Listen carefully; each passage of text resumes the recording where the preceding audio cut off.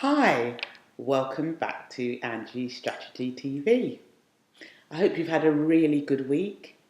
I hope you've been busy. I hope you've been busy with your marketing and your networking, because believe me, networking and marketing pays off. So this week, I want to talk to you about the importance of goal setting.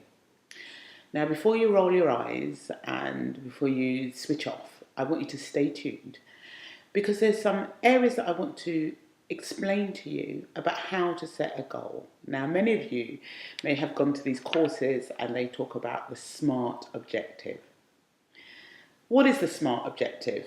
Basically, what they're saying is when you set a goal, there are some things you need to do to make sure that your goal stays realistic, because there's no point setting a goal that you can't reach.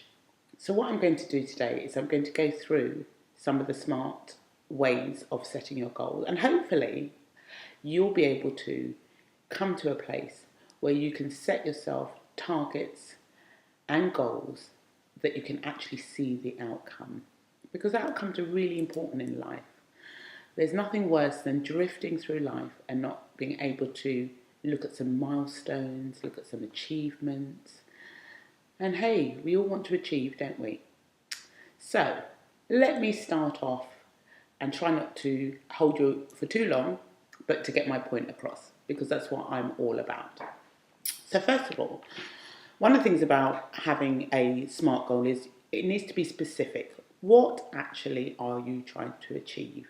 Now, for some of you, you may not have taken the time out to actually think about it. What is it I want from life? And that can take time to even come up with what it is you want to go for.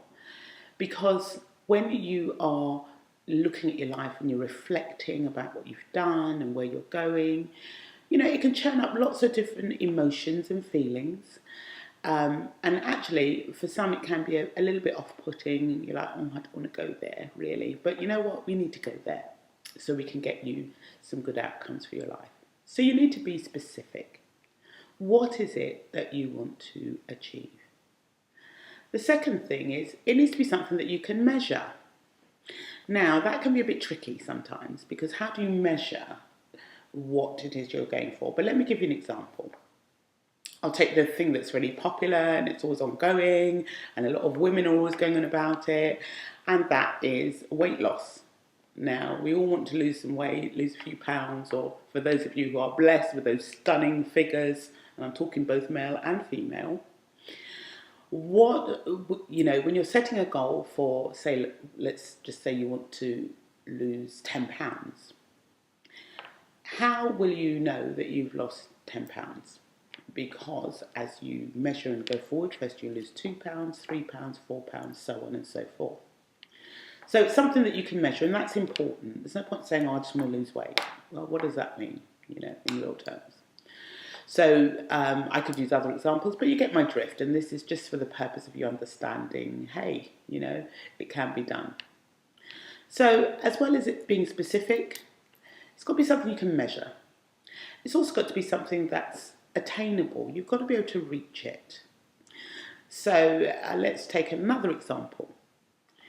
You might say, well, actually, Angela, I'd like to be a CEO of a company. What are you doing to become that CEO? What studies are you undertaking? What are you doing to develop to get to that place where you can become a CEO? Because there's no point saying, I want to be a CEO, or I want my own company, and I want this and I want that, but you're not taking any steps to get there. So you need to map out, how am I going to actually get to that point? On that note, when I talk about CEOs and stuff, you need to be realistic, and that can be really hard. I'm sure many of you know people, you excluded, that they've got lots of big dreams, they've got lots of great ideas, but unfortunately they're not being realistic, and you need to be realistic when you are looking at your goal setting. So, where do you draw the line? How do you draw the line in terms of your reality? Well, let's just say, if you'd like to be a rocket scientist, you need to be able to do some serious studying. And I'm not talking GCSEs, I'm not talking A levels, I'm talking degrees, masters, PhDs. So, if you'd like to be a rocket scientist, do you have the mental capacity and ability to do that study? And this is a perfect example of what I mean when I say you've got to be realistic. There's an old saying, don't set your hat higher than you can reach. So in that light, what you need to do is go, do you know what? I can do better. However, I'm not going to go for something that I know is out of my reach. We all have our limitations, and it's about understanding what yours is. So then we go on to the other word, which is timely. So you have a goal. Maybe you want to open a shop and you want to sell some goods. Let's just say you want to go into the retail business. You've measured, you're saying, okay, what I'd like to do is I want to have a shop that sells women's clothes or men's clothes or children's clothes. You decide when you want to do it by. So you say, well, I'd like to open it, 6 months from now. You've worked out that it's doable. You've done a bit of research. You've looked in the area and you were like, well, okay, the area I want to open the shops, there's not 20,000 children's shops or 20,000 retail shops. So there's a place in the market for me. After that, you've looked back and you've gone, well, do I know enough about business to be able to run a shop? If not, there are things I need to do to become ready to run the shop. Is it a realistic proposition? Yes. Do you have the finances? Yes. Do you have the support? Yes. So lastly, the next thing is, what about timing?